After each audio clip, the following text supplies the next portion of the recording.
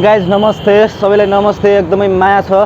पुरै रातभरि देवाली घुम्दै गर्दै रमाइलो गर्दै अहिले सुतेर भर्खर उठ्यो, नुहाएर टक्क फ्रेस भएर हाम्रो योगेन्द्र अङ्कलले चाहिँ तल खाना बनाएर रेडी, एकदमै खाना 65 के खाना रेडी बनाउनु भएको छ अरे। अब म चाहिँ जाँदैछु तल, होइन भात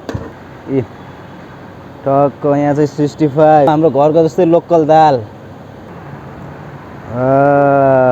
म एकछिन यसो माथि जाँदैछु केही कुरा ल्याउन भनेपछि बुझिसक्नुभयो होला। अब हाम्रो छुट्टी छ, त्यही 3-4 दिन छुट्टी छ, 3-4 दिन छुट्टी छ, रमाइलो गर्ने हो। अब यस्तै हो दुःख सुख भन्ने कुरा। म चाहिँ भिडियो बनाउँदै जाँदैछु, जहिले बनाउँछु अब भ्लग भिडियोहरू।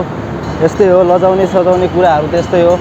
किन लजाउनु, के छ र लजाउनु, दुनियाँको कुरा छोडिदिने हो। कसले के सोच्छ, कसले के भन्छ भन्ने त्यस्तो कुराहरू सोच्ने नै होइन। आफ्नो खुसी इच्छा चाहना के छ त्यही गर्ने हो। दिवालीको पसलहरू आज पनि यहाँ खुलै छ। आफ्नो जेमा खुसी हुन्छ, जे चिज गर्दा आफूलाई खुसी आनन्द आउँछ त्यही गर्नुपर्छ लाइफमा जहिले पनि। भन्नेहरूले, कुरा काट्नेहरूले त जे पनि भनिदिइहाल्छ, कुरा काटिदिइहाल्छ होइन। त्यो कुराहरू केही भएन, त्यस्तै हो। मलाई चाहिँ त्यस्तै लाग्छ।